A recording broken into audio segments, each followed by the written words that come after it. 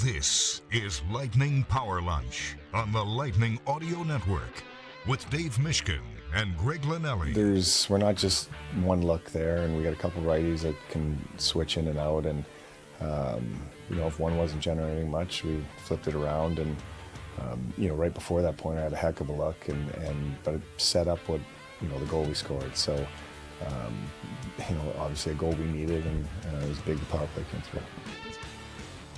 John Cooper starting things off the show today. We are taping. We let you guys know that, but want to reiterate, that doesn't mean we won't get to your questions. Had some that spilled over from yesterday into today, but we will talk all things Lightning and anything NHL related as well. Of course, my partner in crime, the radio voice of the Lightning, Dave Mishkin, with me. Steve Ersnick's our producer at Bolts Radio. If you want to get involved in the conversation, partner, it's always interesting when you talk about a team and the ebbs and flows of a season. It always does feel like the beginning and the end, how you start and how you finish a season, maybe gets the most scrutiny, because at the beginning, it's everything so fresh and so new. So maybe your record sticks out a little bit more. You get off to a really good start and people are like, whoa, we got to watch this team for the rest of the year. And conversely, if you start poorly, everybody wants to critique it a little bit more. And we've always taken more of a longer view where it is just the beginning of the year. You need to play this out. And we've always said, maybe 20, 25 games in is a better feel for what you have. Also, towards the end of the year, how many times have you and I taken those questions about the importance of finishing strong? And what does that mean? And if a team limps into the playoffs, does that carry into the first round? And if a team comes in playing well, does that carry over? And we've probably seen, a decent mixed bag of teams that have gone both directions heading into the playoffs. And I just find it interesting because I do, when we take the temperature of our audience, it does feel a little bit more emotional evaluating this Lightning team because maybe they haven't played their best compared to, let's say, middle of the year when we would just say, you know what, this is probably just a little bit of a funk. Yeah, we know what they have to do to turn it around, but probably not being as emotional about the team's play mid-season if they were playing like this compared to maybe at the beginning or the end of the year. So I do think, time and place matters in a lot of things in life, of course. I think in sports, it's probably the same. Yeah, this whole, we want to be playing our best going into the playoffs. The players say that. I think that is really about having your team game where it needs to be. You want to be building your team game through the year. Right. And I believe that. I think that there is a lot of truth to that. The teams that do well in the playoffs either have been building their team game up through the year so that the way they need to play becomes more automatic as opposed to thinking about what they need to do. That's a process. Right. Or they've won before, so they don't really need to build their team game up, but they need to find their team game when the playoffs begin. I think the Panthers are an example of Category 2 last year. They really didn't get into playoff mode until the playoffs started. And then when the playoffs started, they were like at the top of the chart in terms of execution and being dialed in. Most teams can't do that, though. They had the benefit of lots of playoff games the previous couple of years. Look at the Lightning's cup that they won in the bubble.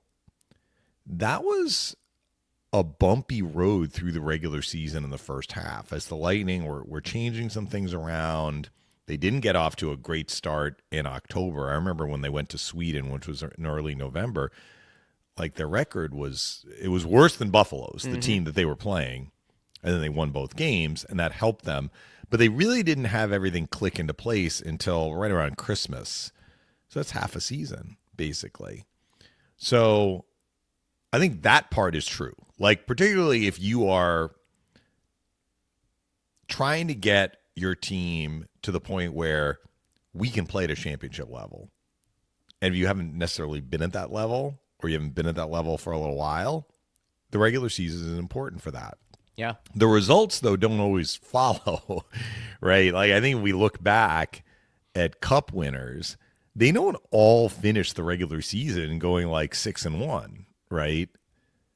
So we need these analysts, the analytic data experts to go back and do a deep dive on particularly the teams that have done well in the playoffs, how they finish the regular season, and see if there's any truth to this talk about we want to be playing our best going into the regular season, or what you say is, which is, the last week of the regular season, unless you're actually battling for a final playoff spot, may not matter as much. The beginning of the season, though, because this is a results-based business, right? So the beginning of the season, if you are surrendering points and you are falling behind other teams, especially in your division, you are creating more of a problem for yourself, right, as opposed to getting off to a good start.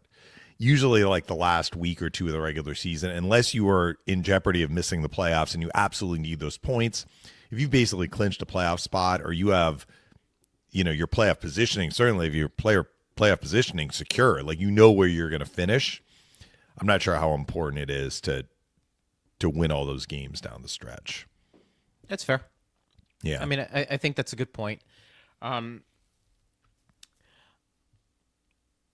Injuries also can be a big part of the ebbs and flows of absolutely of the season. That's probably the bigger component. And the Lightning have had some years, and it's not just the Lightning, it's a lot of teams.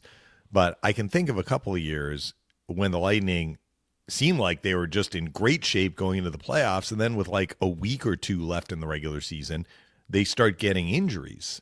Bjorkstrand last year, like a completely shocking, honestly, result from, just a body check, right? The year that the Lightning lost to Montreal in 4 straight, 2014, Ben Bishop got injured. Yeah. In the last week of the regular season. They didn't have him for that playoff series. And this, nobody really talks about this, and they probably should talk about it more. And the way the Lightning lost to Columbus in 2019 did have a boomerang effect that in the end helped them. Losing that series helped the Lightning, a weird way of looking at it. But one reason that they lost the series, or at least a factor in losing the series, Victor Hedman got injured in the final week of the regular season. He only played 2 of the 4 games in that series. He was not himself. So these things have happened to the Lightning. I just gave you 3 different years where this has happened. That's probably way more important than winning your last 5 games and going into the playoffs on a quote-unquote good note. Having your health at the start of the playoffs is very, very important, and then being lucky through your playoff run not to get injuries. But you can't really control that, right? I mean, we're not doing load management in hockey where they're holding guys out. Yeah, maybe the final game 82, but the sport is just not structured in a way where you can carry all of these extra players and keep your main guys out because you don't want them to get hurt. And then the question remains, like, would you want to do that? Would you want a Pointer or Kucherov to not play a game for 10 days before game 1 of the playoffs? I think you'd have a lot of coaches say, no, that doesn't make any sense at all. We want them to play. Then again, we have seen Kucherov not play because of an injury and come back for the playoffs. Yes. Right, and do really well. Yes. So, it's interesting because the minute we were talking about injuries and how everybody is dealing with injuries, whether preseason, regular season, postseason. I mean, look what's going on around the league a little bit. Look at the Florida Panthers. Another blow to their back end. Kulikov out for 5 months. Kachuk's going to be out. I didn't see it was 5 months. I saw the injury, actually. We were playing. It was the second game. Was it the second game? Or was that maybe in the opener? Second game of the season. They were playing Philly. It was their second game. Yep. It was the Lightning's opener. Yes. And I walked out during the intermission, and they were showing a replay of Kulikov taking a check into the boards. It looked like he hurt his wrist or his hand. He's going to be out 5 months. This is on NHL.com today. After undergoing surgery, they're calling it that upper body injury. Mm-hmm. And Yeah, it was against Philadelphia back on October 9th. But Barkov's out, as we know, 7 to 9 months. Kachuk, he's out through until December, or at least into December. Yeah. So they've got some guys. Now, look, where they're going to run into some problems potentially is that, they're going to have to be dealing with the cap and the implications of that potentially in the postseason if they make it, right? Because you've got to be cap compliant now. Yeah. Once the postseason starts, and when you've got long-term injuries, that can be a narrow window there a little bit, deciding what you want to do in the regular season. If you want to take some of that, they may have cap relief some flexibility to replace Right. rather than just use depth. They may be able to replace some of these guys right? through trades or whatever, but they're not going to be able to play everyone in the playoffs, assuming those injured guys come back. Right. So it is. Well, look, this is part of it. Yeah, This is part of it. is. Look, the Kulikov injury, he got hit. I mean, that could have happened whether they'd had 3 deep playoff runs or not. But you have 3 deep playoff runs. Like Matthew Tkachuk has been through the grind of 3 deep playoff runs in a row. Talking to the Panther people, he took a hit from Keegan Kolesar in the 2023 Stanley Cup final.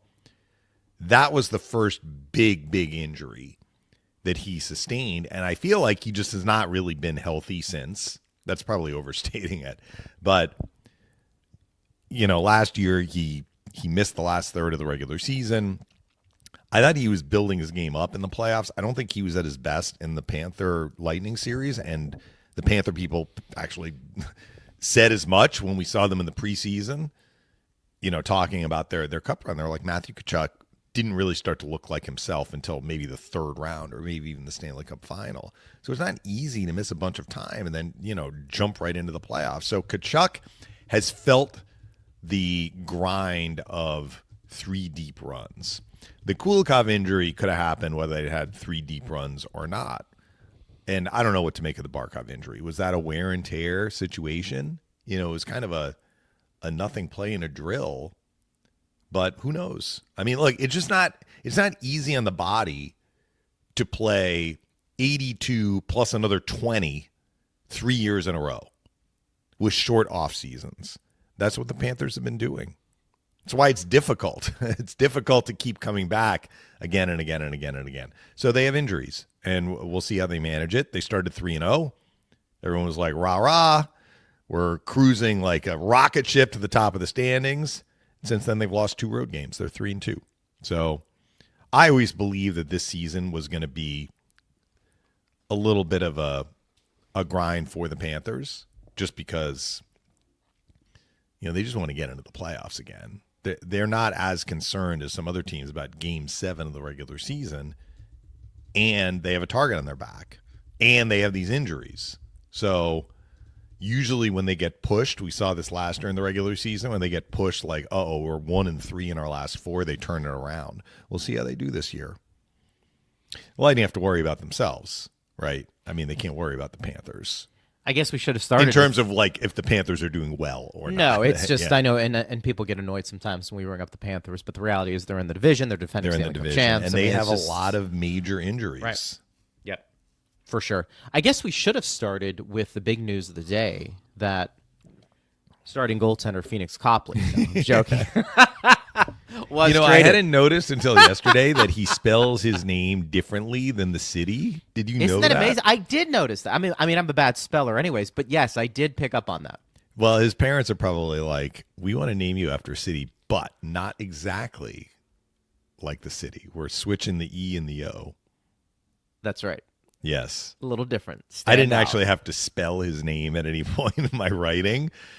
But yeah, so at first, a lot of people were asking what's going to happen. Yeah, are they going to? And keep people him? were like, "What does future? Yeah. What does future considerations mean? Unclear. I mean, sometimes it's a nominal dollar amount. So, I think there are 2 things potentially at play here. One of them we know about. Darcy Kemper got injured, so I don't think it's a long-term injury. I think I saw he's listed as day-to-day, but Copley was basically their 3rd-string goalie when they put him on waivers. With Kemper out, they would rather have Copley Correct. than whoever the fourth string guy is. They call Makes the guy sense. up from the minors. So the Kings had incentive to reacquire him. On the Lightning side, I think we're going back to this question again. Why did they pick up Copley in the first place on waivers when 3 goalies is just more complicated? Copley got into the one period of that 322 penalty minute preseason game, and that was it. So it seems possible that maybe they just got him for insurance. Were they taking a wait and see approach with Vasilevsky, who had missed the first week or so of training camp? Although everything we heard was like, Vasi's fine. Like, Vasi's going to miss a week. Vasi missed a week. He came back. Vasi's going to play in the final preseason game. He played in the final preseason game. Vasi's going to start the regular season. He started the regular season. Look, his numbers are not probably where they want to be, but I don't think that he has looked off or affected by some kind of injury at this point. So was it that, or was it Johansson? Johansson played in the Orlando game, and it was shortly thereafter that the Lightning picked up Copley. Maybe Johansson tweaked something. Who knows? He hasn't really missed any time, and he played really well in the Boston game. So if this was insurance, I think we can say safely that both of the Lightning goalies, Vasilevsky and Johansson, look fine. So maybe the Lightning were like, okay, we're good. We don't need this insurance anymore, to the extent that we would have to carry a third goalie on the roster. But it may have been more on the Kings side that they were like, we need this guy back until Kemper is able to return. I mean, look, it's pretty clear to me the Lightning acquired Copley in the first place as insurance. For which goalie, though? For me, it would have been You think Vasi. it was Vasi? For me, it just would have been Vasi. Let's see how this plays out here, and especially the first couple weeks. At first, though, my original assumption was, I think it might just be depth goaltending. Did you feel comfortable with your third goaltender in the organization, which would be what? Halverson. Yeah, but to do that, Greg, they would have had to keep Copley in the NHL. Sure, which made it tricky. Tricky, no doubt about it. Other complications. Well, and it does, because then you and I were kind of getting through this discussion at the beginning where, the time to send somebody down is that first wave of cuts where you're setting opening night roster, because you have a lot of players being put on waivers, so maybe there's a chance you can sneak somebody through. But the goaltender position may be a little bit different, and teams feel differently, and we felt like, and I know you pointed this out, most likely the Kings were going to try and grab him back, assuming nobody else did. And we didn't know, the order. I think the team who originally put you on waivers, maybe they were the last one to claim, and everybody else, maybe based off of record the previous year. I'm not sure exactly of the However rule that there, plays but if you put a player back through waivers after claiming that player through waivers, and no other team claims that player, the original team can take the player back and send that player directly to the minors. So that was basically they will have cleared, right? And I'm sure the Lightning knew that with the Kings, and I think maybe at the beginning of the year they were willing to keep him on the roster to see how it was going to play out from a health perspective with Vasi. That's my reaction as it played out. My initial response, though, was, okay, there is that component with Vasi, but also, too, did they feel comfortable within the organization, assuming they were able to get Copley through, and that was a big if, that they had enough experience at the AHL level where if somebody were to go down, it would be Johansson at 1, and are you okay with Halverson at 2? Copley probably would have been a better option from the perspective of he has played more NHL games. So be that as it may, I think the Lightning, were the benefactors of the Kings' misfortune because an injury did happen, and you're able to get something for Copley, even if it is cash, which I always find funny. Right. You traded me for cash? Come on, man. Are you serious? But I think they also don't make that move if they don't feel now after seeing Vasi, he's okay. Yeah. That probably is how I'm looking at that. I don't think there will be a Tribbett video for Phoenix Copley. The next time he does come. I don't think the Kings aren't coming to town for a while. No, I don't think so. But if he's even on the NHL roster. For him, though, they may try and send him back through waivers. We'll see if we have this do-si-do. That's right. That's once right. Kemper is back. That's right, and that's actually a good point. But for Copley, though, good to be wanted. There are teams out there who clearly value what he brings as a veteran goaltender, who I think we would probably label as, and maybe even more, like a 4A type player. He's probably better than most at the AHL level. Maybe not good enough to stick even at the backup position at the NHL level, but maybe a few teams willing to keep him on. And if that's the case, he's probably always going to find work because, you need A, veterans throughout your system, and B, if you can play a little bit, even if it's a stopgap, he has shown with his record that he's pretty serviceable. Yeah, the 2 years that he got regular work, we'll call it, in the NHL, he did well. He did very well when he was in LA. Yeah, he did very well the year he was in LA and played whatever it was, high 20s, low 30s. Yeah, in terms of games played. So that was the news we got yesterday.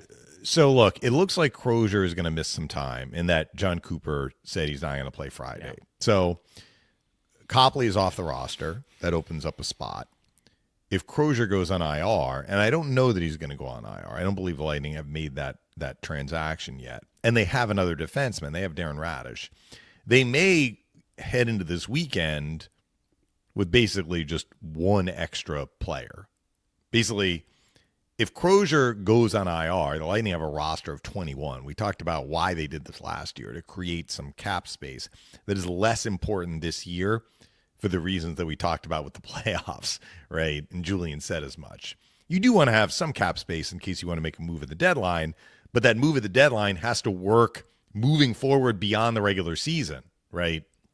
So I guess it's possible the Lightning may summon a player from Syracuse if it looks like they're going to be without Crozier certainly through the weekend, and they want more than one extra player. It's a forward right now. The one forward who has been scratched has either been Finley or Douglas. That's Gotcha. Where they're at right now. And then Copley was scratched, but Copley's not on the roster anymore.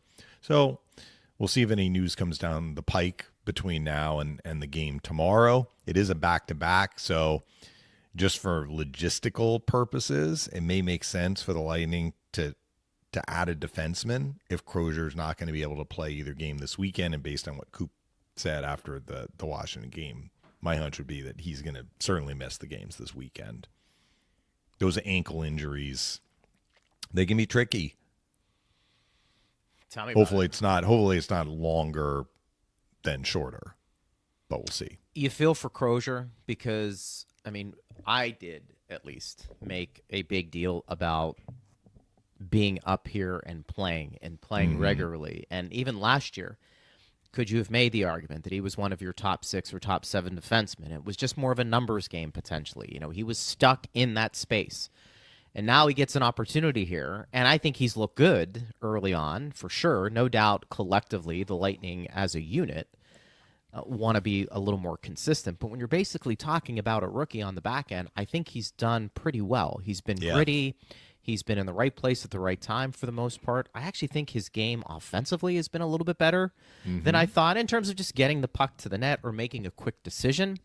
And he has, I think, a unique ability to read a play and make the smart, high IQ play just from the little bit we've seen him this year. So that part is unfortunate, but what have you and I always discussed too, throughout the season, you will be challenged. Your depth will be challenged. And this is where we've talked so much about in the preseason that the Lightning, at a number of positions, have some people who might be able to come up at some point here, partner, and showcase what they can do. And that's, I think, an exciting part of the Lightning this year is that you don't want to see injuries, but there are some options. There's some options on the NHL level. There's definitely some options at the AHL level, and you pointed out yesterday some guys have gotten off to a good start in Syracuse. That is the other thing, which is exciting. And we talk about the forward position, and if guys go into a slump, all of a sudden now, is Dominic James a solution, or at least an option to come up and say, look, the kid's been playing well. And Dave, everything we saw from him in preseason indicated he looked like he could play. And now he's doing it down in Syracuse, understanding it's a short sample size, but he has been impressive since we've seen him.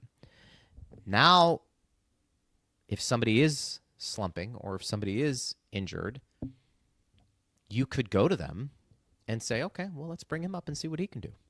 Well, that would be at the forward position. And the Lightning have injuries at the forward position, Paul and Gergensons. But as it relates to this weekend, if the Lightning call up a player, I would expect it's going to be a defenseman. So they have 7 in case something happens in the Friday game. They would have reinforcements for the Saturday game. And while Crozier is a righty, I'm not sure because J.J. Moser plays the right side. I mean, let's speak plainly. Carlisle is the next guy up. Right. Carlisle is a lefty. So I think if the Lightning decide to call up a defenseman kind of as insurance, and again, I'm giving you a whole bunch of hypotheticals here. If Crozier is going to be out for the weekend, the Lightning know that, meaning they only have 6 available defensemen for the weekend, and if they decide we want to add a 7th in case something happens on the Friday night game, and we need another player on Saturday, and we want that player traveling that day from, I think the Crunch are actually at home this weekend, but still Syracuse to Columbus would be a trip during the day. Let's get the guy up, have him with us just in case, right? I would have to believe that guy is Carlisle, even though he's a lefty and Crozier is a righty. Good point. So yeah, that would make some sense. So some options. Yeah. I do want to mention, Greg, I wrote a column yesterday because I had the time. So I'm like, hey, yeah. I was thinking of doing what I was actually thinking of doing, because I write my post game called Extra Shift, which is about the game that just happened. But then every few weeks, I kind of write a general column, which I've written for years, called Mishkin's Musings. I did not come up with the title. Somebody with Lightning PR had the creative idea to come up with that. Anyway, it's musings. It can be on really anything, the Lightning, the league, etc. So I was originally planning to do it after the preseason ended, before the Lightning started the regular season. I'm like, everybody is talking about the Florida games. I'm like, I don't really feel I need to write about that because it had kind of been in the rearview mirror. So I said to the Lightning, I'll wait until I knew that we were coming home in between these 2 sets of road back-to-back. So I'm like, I'll write it then. So I wrote one yesterday.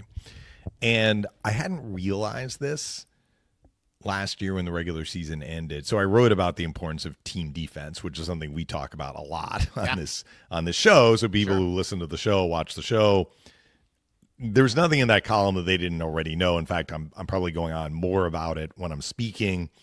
It was a fairly short article, but it got the point across that Coop often says if you're allowing 2 or less, you give yourself a great chance to get points. We saw that on Tuesday in the Washington game. I know they gave up 3, but they gave up 2 in regulation. They got the game to overtime. Yeah. 3 or more, it starts to hang in the balance, whether you can get points. So the point of the article basically was, if you're going to get points in the regular season, and the way to get in the playoffs is to get points in the regular season, you have to defend. Okay. So I went back and looked at the final stats league-wide last year, which I don't think I had done. I know we had referenced it late in the regular season, but I was a little surprised to see, Greg, that the top 16 defensive teams, there was only 1 that missed the playoffs, and the top 15 all made the playoffs. Team number 16 was Calgary. Calgary missed the playoffs because the Flames lost the tiebreaker to St. Louis for the second wild card in the West. The one team that made the playoffs that was not in the top half defensively was Montreal. Montreal basically got into the playoffs because Montreal played in the East and Calgary played in the West because the Canadiens had 5 fewer points than Calgary. So if you didn't look at conference standings, if you just looked at league standings, like you looked at all 32 teams for their points, the top 16 teams for points were the top 16 teams defensively. I don't know that we've had that in years past where it's been such a direct line, but it really illustrated the point for me that, like, yeah, you know, high-scoring teams can be exciting to watch, and they can do very well. Usually the teams that are among the highest-scoring teams do get in the playoffs, but the name of the game is defending. I mean, we say defense wins championships, but defense also gets you in the playoffs. It's true. And so I was interested to see that. And then the other thing I noticed, which I often talk about, the 96-point threshold, and I always say that, you know, there's been one example since the league went to this kind of point setup playoff format with the wild cards and everything else. There had only been one example of a team getting to 96 points and missing the playoffs. And they got to 96 after 82 games. That was the Boston Bruins in 2014-15. They missed the playoffs by a point. Last year, Calgary got to 96 and missed the playoffs. Now, they were not at 96 through 80, which is what we talk about with the 12 points in every 10-game segment. You get to 96 through 80. Had Calgary done that and gotten 1 point in the last 2 games, the Flames would have gotten in the playoffs. Yep. So I still think that playoff pace metric that we talk about is important. But the only reason that they missed the playoffs at 96 points was that St. Louis also had 96 points, and St. Louis won the tiebreaker. Interestingly, the Blues had more regulation losses than Calgary. The difference was the Blues also had more wins than Calgary and one more regulation win, which is the first tiebreaker. So as much as we often talk about just get points, just get points, just get points, however you get them, in this one instance, the Blues actually lost more games getting no points than Calgary, but they offset that by actually getting more games into the win column. Barely, right? I mean, they were tied in points. So once you are tied, wins do matter, but I still maintain, like, in most instances, you have to get points. Like, if you take a bunch of regulation losses, Right. you're going to be hard-pressed to make up ground that you have lost. But last year was a little bit of an outlier year with that Western race. In the East, Yeah, two good teams point. got in with 91. The Devils and the Canadiens. So the Flames finished 5 points higher than both of those teams, but they were kind of in the wrong conference. But my bigger takeaway was just that defensive ranking, how much it mirrored standings ranking. Right. And that is interesting, and it always goes back to the point and why it's important, and probably why a lot of people get annoyed. Games where you have a lead heading into the third, or games where you're even leading multiple goals, or let's say you've scored 3 or 4 goals in a game, to not come away with points, particularly early in the season. That's why it's such a big deal. Because I think Phil mentioned it to you on the broadcast the other day that, you know, people talk about, well, you know, you can't make the playoffs during this time, but you can miss them. Mm-hmm. There's some truth to that. There is. Look, we've seen teams get off to great starts and then they finish poorly and they don't get in, granted. But it's much easier to get off to a good start than have a little bit of an issue mid-season, regain yourself, and still be in playoff position. Right. Because you've given yourself a nice pad. And partner, the way parity is today, in today's game, every point is meaningful.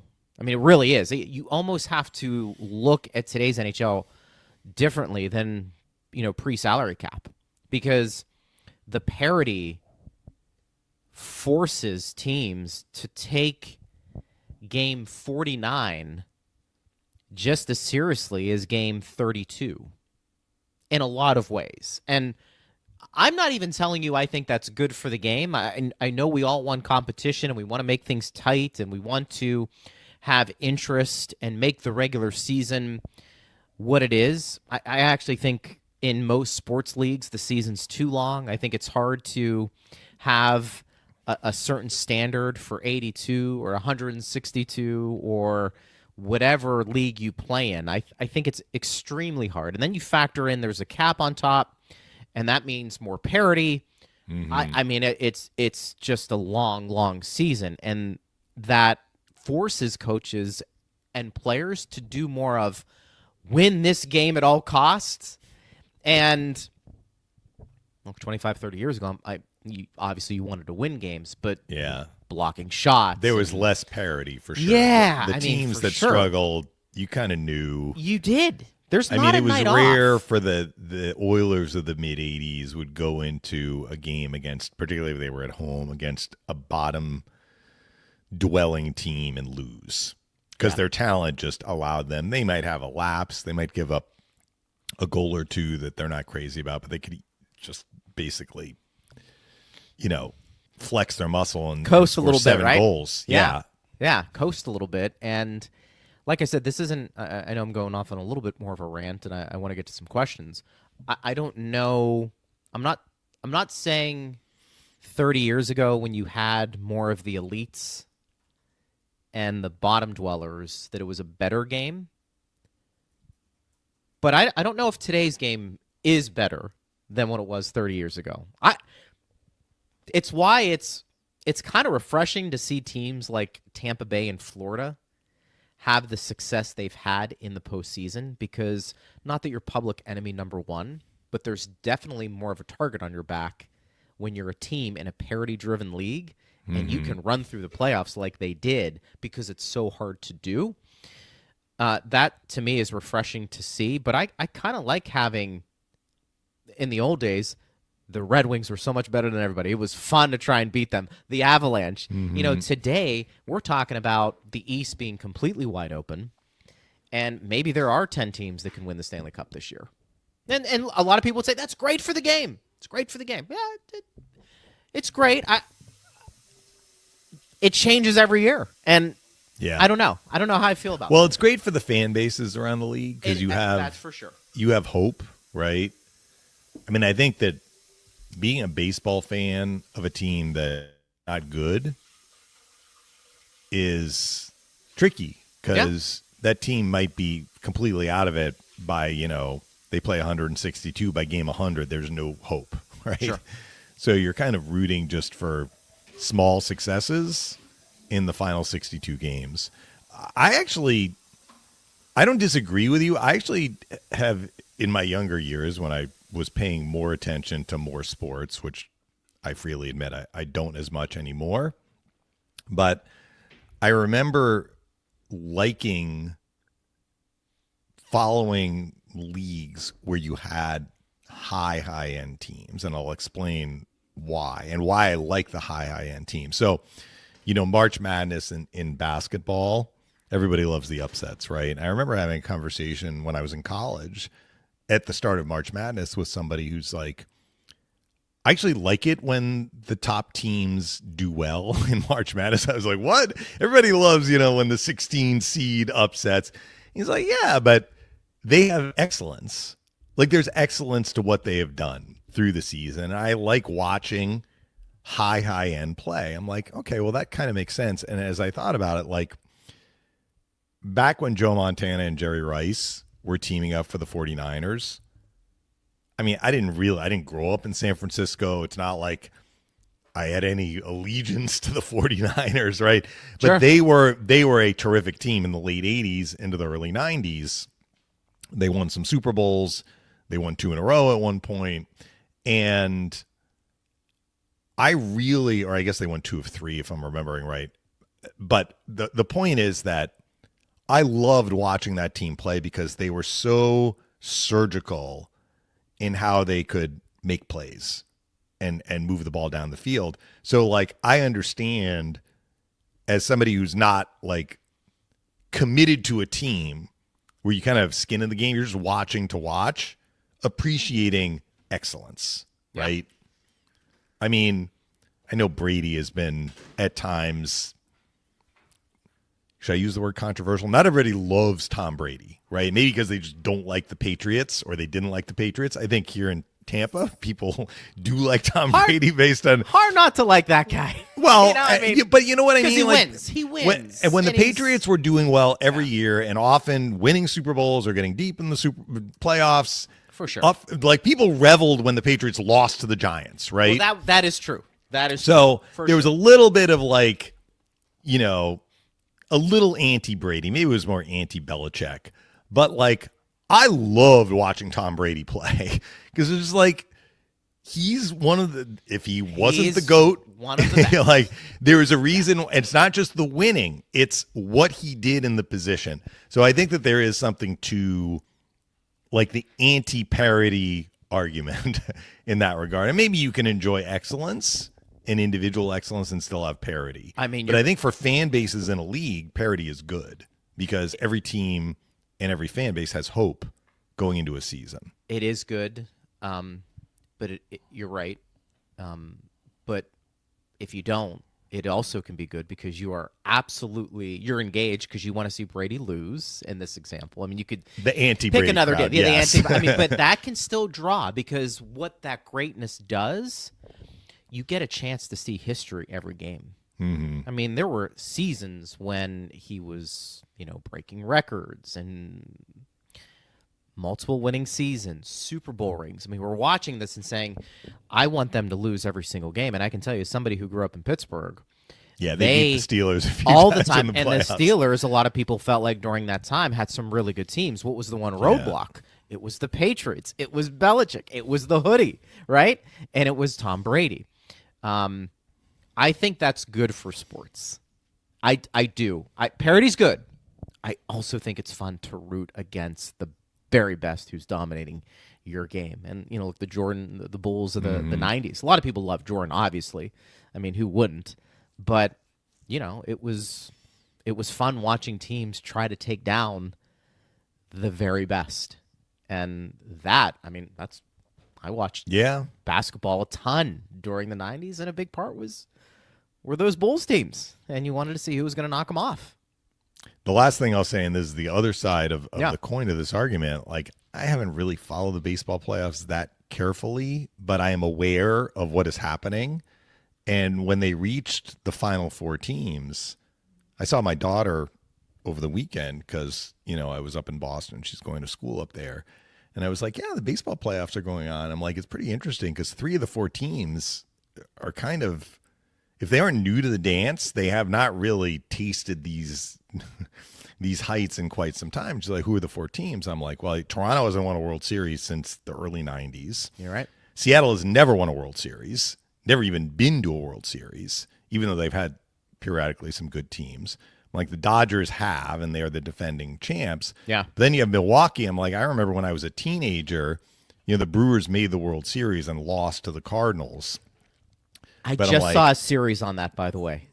Yeah, it was a 7-game series. That was when Milwaukee teams. That was when Milwaukee played in the American League. That's how long ago it was. Robin Yount, right? Paul Molitor, yeah. Wow. And I was like, yeah, they haven't won a World Series. I'm like, well, wait a minute. They did. In the 50s, they won a World Series. Yeah. The Brewers won a World Series in the 50s. Was that with Harmon Killebrew? Or no, not Harmon Killebrew. Who was Eddie Matthews? Eddie Matthews, I think, in the 50s played for the Braves. It was... Well, they did win as the Brewers, though. I believe they won as the Brewers. Maybe they did win as the Braves. Anyway, they would have beaten the Yankees. I think they swapped in like the late 50s. One team won one year, one team won the next. If it was the Braves, and you may remember, it was the Braves. Thank you, Steve. So actually, Milwaukee has won a World Series, but the Brewers never have. So you think about those fan bases, how exciting it is. Like, so Seattle lost yesterday. But even if it's Toronto, like Toronto hasn't been deep in the playoffs in baseball in over 30 years. Seattle has never had this. I know. Milwaukee hasn't had it since the 80s, early 80s. I think that's exciting. I think that's great for those fan bases. I think it is. I mean, yeah. Look, again, newsflash, somebody who grew up in Pittsburgh, when the Pirates made the playoffs, they had that little run there in the mid 2010s. I mean, it was unbelievable. Why? One, there really isn't a ton of parity. I mean, you can make the case there is, but I mean, for a Pirate fan, you feel like there's no chance, and for them to get in, you're like, this is awesome, this is great.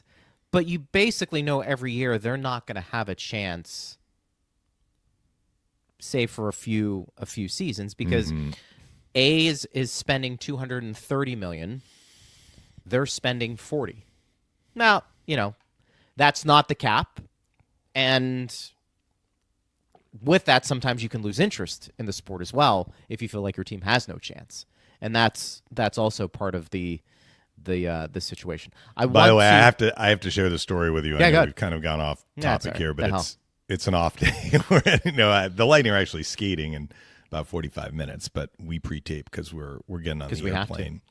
So a couple of days ago was the anniversary.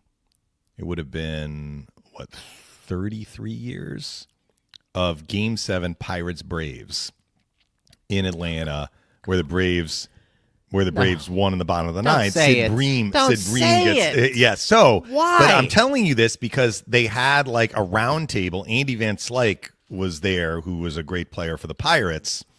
And I watched this clip of him talking about it, and he's like, I actually have not watched this in a long, long time, because I think he was sitting next to Bream, right? It's kind of like when they had the Bobby Thompson and Branca, who threw the pitch. Yeah, the shot. They had the two of them together. Yeah, right. the shot around the world with the Dodgers and the Giants. So they bring these. It was more than just the two of them, though. I didn't watch the whole thing, but so Van Slyke is saying, yes. So Van Slyke was like, first of all, he had umbrage with the umpiring, which I didn't really remember in that game, because the strike zone got squeezed on the Pirates, which is how the Braves got runners on base. They showed the pitches. Like a 1-1 pitch was a strike. They called it a ball. Then it became 3-1. The 3-1 pitch was a strike. Conspiracy. They called it a ball. Like it was right down the middle. Well, he's like, look at that. How is that not a strike? Well, and anyway. Chico Lean boots the ball at second base, who's like the best second baseman in the game. That was part of it too. Yeah. But what he said was, he's like, the locker room after that game, it was the quietest room I've ever been in. He's like, I've been to funerals that have been less quiet than the room. He's like, guys were crying. He's like, I was crying. And it's like, it wasn't just that we lost. We knew that this was the end. That's exactly it. Whether it was contracts or up, Bonds left for San Francisco the next year. Yep. I mean, I think Drabeck, who's people they were like, who are they talking about? But I don't remember that team because I was in Johnstown then. I liked the Pirates. I liked seeing them do well in 91 and 92 when I was there. And they basically broke the team up. Mm-hmm. And they and Van Slyke said, I know, had we won, what that would have done for the franchise moving forward and where they have been since we lost. And that's to your point. Mm-hmm. That really since then, other than maybe making the wild card 1 year or whatever. I mean, it's like they've joke. They've been out in the wilderness. It's a joke. Yeah, it's a joke. But your reaction is, man. That's how the players felt. Hey, Linnelli, get over it. That was how many years ago? I get it, man. 33 you don't have years. That much. Come on. But it's a credit, again, to the Lightning. Let's bring it back here for a bit. Yeah. They've been able to keep that window open, which is why, again, at the beginning of the year, if things are what they are, we're able to kind of look at this and say, 1, it's not that bad. 2, they'll get better. And 3, it's a really long season. We know what bad is. We've seen bad teams. We've seen teams who've had deficiencies, and it happens. But this Lightning team, a lot of credibility up and down that roster, management, where, you want to see some things improve, and it will. And hopefully starting a little bit more tomorrow against a pretty hot, Detroit team who's they beat playing pretty Florida well yesterday. I did see Lucas Raymond got hurt in the game before last and did not play last night. We'll get more information tomorrow. Yeah, we'll break that down. I want to get to the sponsor read, and then we've got a couple of questions to end the show. Yeah. Don't forget, enjoy Reef Rum tonight. Smooth, versatile, and now pouring at Benchmark International Arena. Order a Tropical Wave or a Lightning Mule and taste why fans are switching. Reef Rum is a premium craft Florida local rum built on authenticity, quality, and easy drinkability. Ask for Reef Rum by name. Go Bolts. Enjoy responsibly. Partner, to that, and maybe it is what it is. I'm going to rely on you a little bit. When we talk about heartbreak for this team and maybe this core, I mean, you can go back and there's only a couple players left, right, from the Chicago Blackhawks series. But it's not Yeah. like Hedman and Vasilevsky. But there hasn't been with this group. Kucherov. Would you say something that's been like completely devastating, like it broke up the team after that loss, or like it was they were supposed to win and they completely, maybe it was Columbus. Had to have been Columbus, the economics of the NHL, and this is where the salary cap has brought parity. The economics of the NHL are so different from the economics of Major League Baseball now, but certainly in 1992, where the Pirates, that group which had made the playoffs for 3 straight years, could have won the World Series in all 3 years, but didn't, knew that this was the end. That was it. Yeah. I'm not sure that the NHL really would have something like that. I mean, first of all, the guaranteed contracts kind of, I mean, I guess they have that in baseball too, but that's a good point. Players don't move as much. Where you have this huge fire sale. The Marlins are another example. That was a team twice. Well, for sure. Twice, right? They won the World right. Series, and then they basically had a fire sale. It's a good point. I think for me, since I've been here, the first round sweep of the Blue Jackets would have been something like that. Correct? That was shocking. It was shocking. Like, I mean, I think if you're a fan, you would have been like, I can't believe that happened. That's probably, but to their credit, they use that to jumpstart and use that as motivation. I was trying to think more of like, and I think that going would be deep and losing. Yeah, and then like things just they haven't really recovered. They could have won the series against the Blackhawks. I mean, that was a close series. I think the Blackhawks had the pedigree, and they just kind of they knew how to get some games across the finish line. Game 4 was the one that bothered me just because I thought the Lightning outplayed Chicago in that game. They were up 2-1 in the series, and they ended up losing. Sure. They had a little bit of bad luck, some posts. But, games 4, 5, and 6 were all close games, and the Hawks won all 3 of them. I feel like in 2016 against Pittsburgh and 2018 against Washington, the better team won. Or at least I should say the more deserving team won. The Lightning got those series to 7 games, but you had the feeling like they were just taking on a behemoth, that ended up winning the Stanley Cup. So I don't know that I felt that same kind of like rip the heart out of your chest feeling. No, and I think you bring up a good point. That might not happen as much for whatever reason in the NHL, which is, I think kind of that would be a vote for parity. Certainly, that would be. Yeah. That would be. Let me find my questions here. Boomer says, so after yesterday's show, I looked up the Bolts' PK numbers to begin last year. Through 7 games, they had killed 18 of 26, roughly 69%. This year, 14 for 16, roughly 88%. Just following up on yesterday's conversation. Thanks for the show. Question, though, what do you think if anyone gets a call-up now that Copley is gone? Got to be Carlisle, no? I want Croge to go on IR. I actually want him to be healthy, but Eric's video shows a pretty nasty ankle bend. And then Stahoviak and Carlisle to come up together. Curious what you all hope for. Well, I don't know that I hope for anything, but we touched on this earlier in the show, Boomer, and thanks for the question. I think if the Lightning are going to call up a D, it will be Carlisle. I don't know if they're going to call up a forward. And who would you call up? Yeah. I mean, at that point, again, we talk about this competition. I mean, we talked about James's his abilities and what he's been able to do recently. Peltier, too. Peltier had an assist on James' overtime winner. He's got NHL experience. He's a much different sort of player than either Finley or Douglas, obviously. I mean, you just have to look at him to see that. He's giving up how many inches to both of those guys, but he has different tools in his toolbox. Same with James. I mean, James isn't 6'6", 6'9", or whatever. No. But it is going to be, I wonder for Lightning fans, are you going to be a little more intrigued by what's happening in Syracuse this year than in previous years?